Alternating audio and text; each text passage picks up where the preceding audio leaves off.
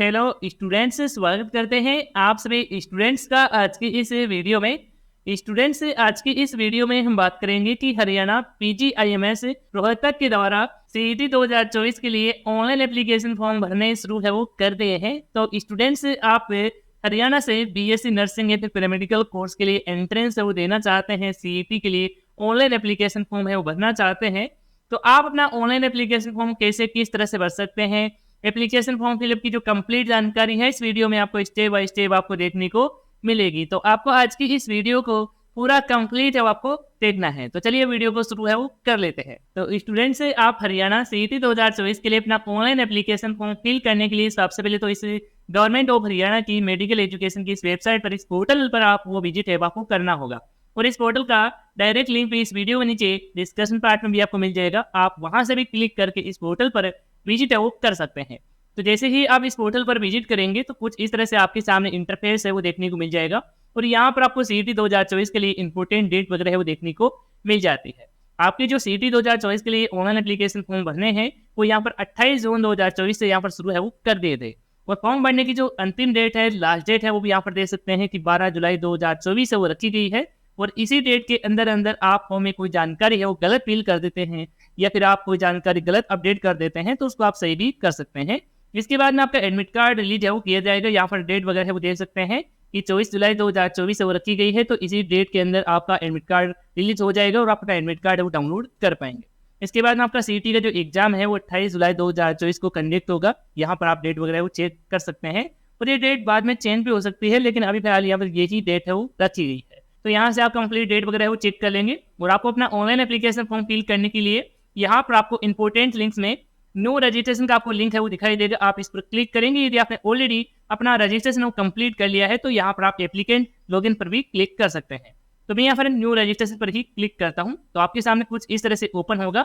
यहाँ पर आपको इंपोर्टेंट इंस्ट्रक्शन है वो यहाँ पर इसमें दिखाई दे रहा है, तो इसको आप एक बार जरूर है वो पढ़ लेंगे। इसके बाद में यहाँ से एग्री करेंगे। एग्री करने के बाद कंटिन्यू बटन पर क्लिक करेंगे। क्लिक करते ही इस तरह से आपके सामने रजिस्ट्रेशन के लिए ओपन है वो हो जाएगा। इसमें सबसे पहले तो आपको कोर्स का सिलेक्शन आपको करना है। यहाँ पर आपको अलग अलग कोर्स के नाम देखने को मिल रहे हैं। तो यदि आप बीएससी नर्सिंग या फिर बीपीटी या फिर पैरामेडिकल कोर्स के लिए आप सीईटी देना चाहते हैं तो आप इसको ही सिलेक्ट है वो करेंगे। इसके बाद आपकी क्वालिफाइड एग्जाम है वो आप सिलेक्ट करेंगे जो भी आपने पास है वो किया है। तो यदि आप 12th पास फॉर्म भर रहे हैं तो आप यहाँ पर 12th पास का ही चयन करेंगे। इसके बाद में कैंडिडेट का जो नाम है जो आपकी 10th क्लास की मार्कशीट में दिया गया है और अपने नाम के आगे मिस्टर मिसेस श्री वगैरह है, इनका आपको बिल्कुल भी यूज आपको नहीं करना है। आप अपना जो नाम है इंग्लिश में ही फुल नेम है वो दर्ज कर देंगे। इसके बाद में स्टूडेंट्स की एक वैलिड ईमेल आईडी है वो यहाँ पर आपको इसमें दर्ज करना है। इसके बाद में स्टूडेंट्स के जो एक्टिव मोबाइल नंबर है वो यहाँ पर आप इसमें इंटर करेंगे। पासवर्ड आपको क्रिएट करना है। पासवर्ड की लेंथ है वो यहाँ पर दे सकते हैं कि 7 से 15 डिजिट आप रख सकते हैं। इसमें आप अल्फाबेट का कैपिटल लेटर, स्मॉल लेटर और नंबरिंग और स्पेशल कैरेक्टर सभी को शामिल करते हुए आप पासवर्ड क्रिएट कर सकते हैं। और सेम पासवर्ड को आपको कंफर्म पासवर्ड में भी आपको दर्ज आपको कर देना है, तो आपका पासवर्ड कंफर्म हो जाएगा। तो इस रजिस्ट्रेशन फॉर्म में कंप्लीट डिटेल्स दर्ज करने के बाद में यहाँ पर आप रजिस्टर बटन पर क्लिक करेंगे। इसके बाद में स्टूडेंट्स आपके मोबाइल नंबर और ईमेल आईडी पर एक ओटीपी है वो सेंड किया गया है, भेजा गया है। वह जो ओटीपी है वो यहाँ पर इसमें इंटर वो करेंगे। तो पहले तो आपकी ईमेल आईडी पर जो ओटीपी प्राप्त हुआ है, सिक्योरिटी कोड प्राप्त हुआ है, वह ओटीपी है वो यहाँ पर इसमें इंटर करेंगे। इसके बाद में आपके मोबाइल नंबर पर जो ओटीपी आया है वह ओटीपी यहाँ पर आप इसमें इंटर कर देंगे। तो दोनों ओटीपी को आप यहाँ पर फिल करने के बाद continue to form registration form पर आप क्लिक है वो करेंगे, यहाँ पर क्लिक कर देंगे। इसके बाद में स्टूडेंट से आपका रजिस्ट्रेशन वो सक्सेसफुली हो जाएगा और इस तरह से मैसेज भी हो जाएगा और आपको एक रजिस्ट्रेशन नंबर है आपके मोबाइल नंबर पर भेज दिया गया है, तो वहाँ से आप देख सकते हैं। तो आप यहाँ से इसे ओके करेंगे और आप एप्लीकेंट लॉगिन सेक्शन में आ जाएंगे। यहाँ पर आपको अपना रजिस्ट्रेशन नंबर इंटर करना है जो भी आपके मोबाइल नंबर पर प्राप्त हुआ है, और जो भी आपने रजिस्ट्रेशन करते समय आपने जो भी पासवर्ड क्रिएट किया है, बनाया है, वही पासवर्ड यहाँ पर इसमें इंटर करेंगे। और यहाँ पर जो भी कैप्चा नजर आता है वो यहाँ पर इसमें इंटर करके लॉगिन वाले बटन पर आप क्लिक वो कर सकते हैं। यदि आप पासवर्ड भूल जाते हैं तो आप यहाँ से रीसेट पासवर्ड पर क्लिक करके अपना पासवर्ड को रिकवर कर सकते हैं, जिससे आप प्राप्त कर सकते हैं। इसके बाद में फ्रेंड्स से आप इस पोर्टल में सक्सेसफुली लॉगिन है वो हो जाएंगे। लॉगिन होने के बाद में कुछ इस तरह से आपके सामने देखने को मिलेगा। तो इसमें सबसे पहले आपसे पर्सनल डिटेल्स है वो मांगी जा रही है, तो आप अपनी पर्सनल डिटेल्स है, पर्सनल जानकारी है वो आप फिल करेंगे। तो पर्सनल जानकारी में यहाँ पर सबसे पहले कैंडिडेट का नाम है वो देखने को मिल रहा है। इसके बाद कैंडिडेट के पिता का नाम है इंग्लिश में यहाँ पर आप दर्ज करेंगे और कैंडिडेट के पिता के नाम के आगे मिस्टर मिसेस श्री वगैरह है, इनका आपको बिल्कुल भी यूज आपको नहीं करना है। जो आपकी 10th क्लास की मार्कशीट में है वही यहाँ पर आप इंग्लिश में नाम है वो दर्ज कर देंगे। सेम इसी तरह से अपनी मदर का नाम भी यहाँ पर आप फिल करेंगे। इसके बाद डेट ऑफ बर्थ का आपको सिलेक्शन करना है। तो यहाँ से कैलेंडर ओपन करेंगे और सबसे पहले तो ईयर का आपको सिलेक्शन करना है। जो भी ईयर है वो यहाँ से सिलेक्शन करेंगे और यहाँ पर आप मंथ का सिलेक्शन करेंगे और यहाँ पर डेट का सिलेक्शन करेंगे, तो यहाँ पर आपकी डेट ऑफ बर्थ है वो देखने को मिल जाएगी। एक बार आप चेकआउट है वो जरूर कर लेंगे। इसके बाद में यहाँ पर आप जेंडर का चेंज करेंगे, मेल फीमेल जो भी है वो यहाँ से सिलेक्ट करेंगे। इसके बाद में यहाँ पर आपसे पूछा जा रहा है कि आप हरियाणा के ही मूल निवासी हैं, आप हरियाणा से ही हैं, तो यहाँ पर आप इसमें यस का चेंज करेंगे और अपनी कैटेगरी का सिलेक्शन है वो कर लेंगे। यदि आप हरियाणा से नहीं है तो यहाँ पर आप इसमें नो का चेंज करेंगे और यहाँ पर आपको अपनी कैटेगरी है वो देखने को मिल जाएगी, यहाँ से आप सिलेक्ट कर सकते हैं। तो मैं यहाँ पर इसमें यस का ही चेंज है वो कर लेता हूँ। इसके बाद में आपको अपनी कास्ट की कैटेगरी का चेंज करना है, यहाँ पर आपको अलग अलग कैटेगरी देखने को मिल जाती है, यहाँ से सिलेक्ट करेंगे। इसके बाद में यहाँ पर आपसे पूछा जा रहा है कि आप पोस्ट मैट्रिक स्कॉलरशिप के लिए एलिजिबल है, पात्र है, तो यहाँ पर आप इसमें यस का ही चेंज करेंगे और यदि नहीं लेना चाहते हैं, नहीं है, तो आप नो का चेंज करेंगे। तो मैं इसमें यहाँ पर यस का ही चेंज है वो कर लेता हूँ। इसके बाद में यहाँ पर आपसे पूछा जा रहा है कि आप हरियाणा के पर्सनल आर्मी में आते हैं, आप रहे हैं, तो यहाँ पर आप इसमें यस का चेंज कर सकते हैं और यदि आपको इसके बारे में नहीं पता है तो यहाँ से आप नोटिफिकेशन वगैरह वो डाउनलोड कर सकते हैं। तो मैं इसमें यहाँ पर नो का ही चेंज कर लेता हूँ। इसके बाद में यहाँ पर आपसे पूछा जा रहा है कि आप हरियाणा के फ्रीडम फाइटर रहे हैं, तो यहाँ पर आप इसमें यस का चेंज करेंगे और ये भी नहीं लागू होता है, तो इसमें भी आप नो का ही चेंज करेंगे। इसके बाद में यहाँ पर देख सकते हैं कि आप एनआरआई क्योटा सीट के लिए आप एलिजिबल है, तो यहाँ पर आप इसमें यस का चेंज कर सकते हैं। और इसके बारे में भी आपको नहीं पता है और आप एलिजिबल है या फिर नहीं है, कुछ जानना चाहते हैं, तो यहाँ से आप नोटिफिकेशन वगैरह वो पढ़ सकते हैं, वो जान सकते हैं।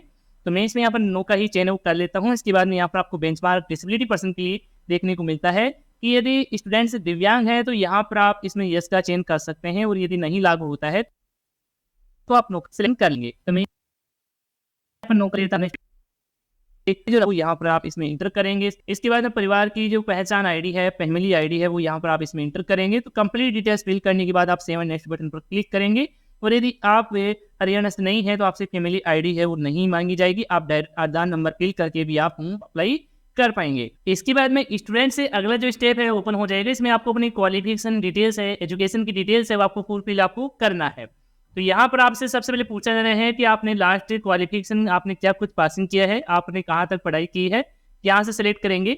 इसमें यहाँ पर देख सकते हैं कि आपने 12th क्लास पासिंग ही किया है या फिर आपने 10th के बाद में डिप्लोमा किया हुआ है या फिर 12th के बाद में डिप्लोमा किया हुआ है, आप अपने अकॉर्डिंग सिलेक्ट कर लेंगे। जैसे कि मैं इसमें यहाँ पर 12th पास ही यहाँ पर सिलेक्ट वो कर लेता हूँ। इसके बाद में इस तरह से आपके सामने डिटेल डालने के लिए ओपन है वो हो जाएगा। तो यहाँ पर सबसे पहले 10th क्लास की जानकारी देंगे, तो यहाँ पर एग्जाम में 10th क्लास सिलेक्ट रहने देंगे। इसके बाद बोर्ड का नाम सिलेक्शन करेंगे। तो यहाँ पर आपने जिस बोर्ड से 10th क्लास पासिंग किया है उस बोर्ड का जो नाम है वो यहाँ से आप सिलेक्ट कर सकते हैं। इसके बाद में स्कूल का नाम है, इंस्टीट्यूट का नाम है, वो यहाँ पर फिल करेंगे जो भी आपकी मार्कशीट में दिया गया है। इसके बाद मार्क्स का जो सिस्टम सिलेक्ट करेंगे कि आपका जो रिजल्ट है वो परसेंटेज वाइज रिलीज किया गया है, फिर सीजीपीए का द्वारा वो यहाँ पर सिलेक्ट करेंगे। तो मैं इसमें यहाँ पर परसेंटेज है वो सिलेक्ट कर लेता हूँ। इसके बाद में रोल नंबर डालेंगे, एग्जामिनेशन के 10th क्लास के एग्जामिनेशन के रोल नंबर फिल करेंगे, पासिंग ईयर है वो फिल करेंगे जिस ईयर में आपने एग्जाम है वो दिया है। इसके बाद में आपके जो मैक्सिमम मार्क्स डालेंगे, इसके बाद आपने कितने मार्क्स प्राप्त किए हैं वो यहाँ पर एंटर करेंगे। तो यहाँ पर आपकी परसेंटेज है वो देखने को मिल जाएगी। सेम इसी तरह से अपने 12th क्लास की भी जानकारी आपको फिल करना है। तो इसमें भी आप 12th क्लास यहाँ पर ऑलरेडी सिलेक्ट मिल जाएगा। इसके बाद में यहाँ पर बोर्ड का नाम है वो सिलेक्शन कर लेंगे। तो जो भी बोर्ड रहा है वो सिलेक्शन करेंगे। यहाँ पर आप स्कूल का नाम है, इंस्टीट्यूट का नाम है वो यहाँ पर फिल करेंगे, मार्किंग सिस्टम वो यहाँ पर सिलेक्ट करेंगे, परसेंटेज या फिर ग्रेड वो आप सिलेक्ट कर सकते हैं। इसके बाद रोल नंबर डालेंगे, इसके बाद पासिंग ईयर्स डालेंगे, मैक्सिमम मार्क्स है, प्राप्तांक है, परसेंटेज वगैरह है, सारी कुछ जानकारी है वो आप फिल है वो कर देंगे। इसके बाद में यहाँ पर आपसे पूछा जा रहा है कि आप कौन से स्टेट से आपने 10th क्लास पासिंग की है, तो उस स्टेट का जो नाम है वो यहाँ पर आप सिलेक्ट है वो कर सकते हैं। तो जैसे कि मैं इसमें यहाँ पर राजस्थान सिलेक्ट कर लेता हूँ, आप अपने अकॉर्डिंग सिलेक्ट है वो कर लेंगे। इसके बाद में यहाँ पर आपको अपना 12th क्लास का भी स्टेट सिलेक्ट करना है। तो इसमें भी यहाँ पर मैं राजस्थान ही सिलेक्ट कर लेता हूँ। आप हरियाणा है वो सिलेक्ट कर सकते हैं यदि आप हरियाणा से हैं। इसके बाद में आपको अपने 12th क्लास के सब्जेक्ट वाइज डिटेल्स है वो आपको फुलफिल आपको करना है। यहाँ पर सबसे पहले फिजिक्स में आपके जो मैक्सिमम मार्क्स कितने थे, यानी 100 है तो 100 यहाँ पर फिल करेंगे और आपने 100 में से कितने मार्क्स प्राप्त किए थे वो यहाँ पर इसमें इंटर करेंगे। इसके बाद में इसकी जो परसेंटेज होगी वो यहाँ पर इसमें देखने को मिल जाएगी। इसके बाद सेम इसी तरह से केमिस्ट्री की, बायोलॉजी की और इंग्लिश की डिटेल्स आप फुलफिल कर देंगे सब्जेक्ट वाइज और यहाँ पर प्राप्तांक डालेंगे और यहाँ पर आपकी परसेंटेज देखने को मिल जाएगी। इसके बाद में यहाँ पर आपसे पूछा जा रहा है कि आप नर्सिंग या फिर मेडिकल कोर्स से वंचित रहे हैं, तो यहाँ पर आप इसमें यस का ही चयन करेंगे और यदि नहीं लागू होता है तो आप नो का सिलेक्शन कर लेंगे। तो इस तरह से आप अपनी एजुकेशन की डिटेल्स को फुलफिल कर सकते हैं। इसके बाद आप सेव एंड कंटिन्यू बटन पर क्लिक करेंगे। इसके बाद में अगला जो स्टेप है ओपन हो जाएगा। इसमें आपको अपने एड्रेस से रिलेटेड जानकारी है, डिटेल्स है वो आपको फुलफिल आपको करना है। तो एड्रेस में सबसे पहले यहाँ पर आपसे मांगी जा रही है डिटेल्स कॉरेस्पोंडेंट एड्रेस की, यानी कि आप जहाँ पर अब फिलहाल रह रहे हैं वो एड्रेस है वो इसमें फिल वो करेंगे। तो हाउस नंबर है, विलेज का नाम है, सिटी का नाम है, अपना जो स्टेट है वो सिलेक्ट कर लेंगे, जो भी स्टेट है वो सिलेक्ट करेंगे। इसके बाद डिस्ट्रिक्ट का नाम है वो सिलेक्ट करेंगे। इसके बाद में यहाँ पर अपने अकॉर्डिंग 6 डिजिट का जो एरिया के अकॉर्डिंग पिन कोड है वो इंटर करेंगे। इसके बाद में पुलिस स्टेशन जहाँ पर लगता है वो यहाँ पर इसमें नाम है वो फिल कर देंगे। इसके बाद में यहाँ पर आपसे परमानेंट एड्रेस पूछा जा रहा है, यानी कि आपके डॉक्यूमेंट में जो एड्रेस दिया गया है, दस्तावेज में एड्रेस दिया गया है, वह एड्रेस है वो यहाँ पर फिल करेंगे। और यदि आपका प्रेजेंट एड्रेस और परमानेंट एड्रेस दोनों सेम है तो यहाँ पर आपको चेकबुक दिखाई दे रहा है, इस पर टिक करेंगे तो आपने जो भी ऊपर डिटेल्स फिल की होगी वो यहाँ पर इसमें देखने को मिल जाएगी। यदि अलग अलग है तो अलग से जानकारी है डिटेल्स एड्रेस की वो यहाँ पर फिल कर सकते हैं। इसके बाद नेशनलिटी है वो यहाँ पर देंगे कि आप इंडिया से ही है तो आप इंडिया लिखेंगे। इसके बाद में यहाँ पर आपको अपने बैंक अकाउंट की डिटेल्स है, जानकारी है वो आपको फुलफिल आपको करना है। तो यहाँ पर दे सकते हैं पोस्ट मैट्रिक स्कॉलरशिप के लिए है और रिफंड के लिए यहाँ पर आपकी बैंक अकाउंट की डिटेल्स है वो मांगी जा रही है। तो इसमें सबसे पहले तो यहाँ पर आपको बैंक का जो नाम है वो सिलेक्ट करना है। जो भी बैंक है वो आप सिलेक्ट कर सकते हैं, जिस भी बैंक में आपका खाता है। इसके बाद में आपको ब्रांच का नाम है, बैंक ब्रांच का नाम है, एड्रेस वो यहाँ पर फिल करेंगे। अकाउंट होल्डर का नाम है, अपना नाम है जो बैंक अकाउंट की डायरी में दिया गया है वो यहाँ पर फिल करेंगे। अकाउंट के नंबर फिल करेंगे, IFSC जो कोड है बैंक के वो यहाँ पर इसमें इंटर करेंगे। तो कंप्लीट डिटेल्स आप फिल कर देते हैं। इसके बाद सेव एंड नेक्स्ट बटन पर आप क्लिक है वो करेंगे। इसके बाद फिर से नेक्स्ट स्टेप ओपन होगा और इसमें आपको अपने डॉक्यूमेंट वगैरह है, फोटो सिग्नेचर वगैरह है वो आपको इसमें अपलोड आपको करना है। तो फोटो सिग्नेचर का साइज वगैरह है वो यहाँ पर दे सकते हैं कि 100 KB है वो यहाँ पर मैक्सिमम साइज रखी गई है और मिनिमम साइज है वो यहाँ पर 10 KB रखी गई है। 10 से 100 KB के बीच में आप फाइल की साइज रखेंगे, फोटो का साइज रखेंगे और फॉर्मेट दे सकते हैं कि JPG फॉर्मेट में ही आप अपलोड है वो कर पाएंगे। और यहाँ पर फोटो के लिए कुछ जानकारी भी इसमें देखने को मिल रही है कि आपका जो फोटो में फेस है वो सही से दिखना चाहिए और बैकग्राउंड है वो व्हाइट है वो होना चाहिए। तो आप व्हाइट बैकग्राउंड वाली जो फोटो है, पासपोर्ट साइज में फोटो है, वही यहाँ पर आप इसमें अपलोड है वो करेंगे। और सिग्नेचर है वो आपको यहाँ पर इसमें अपलोड आपको करना है। सिग्नेचर आपको व्हाइट पेपर पर ब्लैक पेन से या फिर ब्लू पेन से भी आप कर सकते हैं। उसी फाइल को यहाँ पर इसमें अपलोड करेंगे। फाइल की साइज यहाँ पर दोनों के लिए सेम है वो रखी गई है। और आगे इसमें आपको अपने डॉक्यूमेंट अपलोड करना है। डॉक्यूमेंट में यहाँ पर आपकी मार्कशीट है, 10th क्लास की मार्कशीट अपलोड करेंगे। इसके बाद 12th क्लास की मार्कशीट अपलोड करेंगे। इसके बाद में आपका जो करेक्टर सर्टिफिकेट है आप अपने स्कूल से या फिर अपने इंस्टीट्यूट से आप बना सकते हैं, वहाँ से आप बनवाकर आप इसमें अपलोड करेंगे। यदि नहीं लागू होता है, नहीं अपलोड करेंगे तो भी चलेगा। तो आप यहाँ पर 10th और 12th क्लास की मार्कशीट तो अपलोड जरूर है वो करेंगे। फाइल की साइज देख सकते हैं 100 KB से 500 KB तक रख सकते हैं। फॉर्मेट आपको इमेज फॉर्मेट में अपलोड करना है कि JPG फॉर्मेट में ही आपको ये डॉक्यूमेंट भी अपलोड आपको करना है।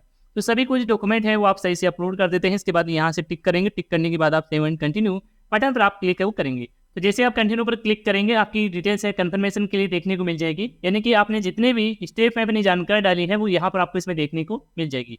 सबसे पहले यहाँ पर आपकी पर्सनल डिटेल्स है, क्वालिफिकेशन डिटेल्स है और आपकी जो एड्रेस की डिटेल्स है वो देखने को मिल जाएगी। आप चेकआउट है वो कर लेंगे, फोटो सिग्नेचर वगैरह वो यहाँ पर देख लेंगे, सही से देखने को मिल रहा है, कंप्लीट डिटेल्स सही है तो ही यहाँ पर आपको आगे बढ़ना है। इसके लिए यहाँ पर आप टिक करेंगे। टिक करने के बाद आप सेव एंड कंटिन्यू बटन पर क्लिक है वो करेंगे। यदि इसमें कोई भी जानकारी गलत है आपको लगता है तो यहाँ पर आप एडिट पर क्लिक करके आप जानकारी को सही कर सकते हैं। तो मैं इसमें यहाँ पर सेव एंड कंटिन्यू बटन पर क्लिक है वो करता हूँ। इसके बाद में यहाँ पर आपसे पूछा जा रहा है कि आप श्योर हैं, सबमिट करना चाहते हैं तो आप ओके बटन पर क्लिक कर देंगे। जैसे आप क्लिक करेंगे यहाँ पर आपको पेमेंट के लिए बटन है वो देखने को मिल जाएगा। अब आपको पेमेंट करना है तो यहाँ पर आप इसे पे एप्लीकेशन फीस ऑनलाइन बटन पर आप क्लिक है वो करेंगे। इसके बाद में इस तरह से आपके सामने ICICI ईजी पे का पेमेंट गेटवे है ओपन हो जाएगा। इस पेमेंट गेटवे में यहाँ पर आप लोग देख सकते हैं कि आप जो पेमेंट है वो RTG, नेट या फिर वायर या फिर आप नेट बैंकिंग, डेबिट कार्ड या फिर क्रेडिट कार्ड, UPI, आपके पास इनमें से जो भी उपलब्ध है जिससे भी आप पेमेंट करना चाहें उसी का सिलेक्शन करके आप पेमेंट वो कर सकते हैं। जैसे कि आप डेबिट कार्ड से पेमेंट करना चाहते हैं तो यहाँ पर आप डेबिट कार्ड वाला ऑप्शन सिलेक्ट करेंगे और वैसे आपकी जो एप्लीकेशन फॉर्म फीस है वो 1000 रुपये है, इसको आपको पे करेंगे। इसके बाद में ही आपका एप्लीकेशन फॉर्म है वो फाइनली सबमिट है वो हो पाएगा।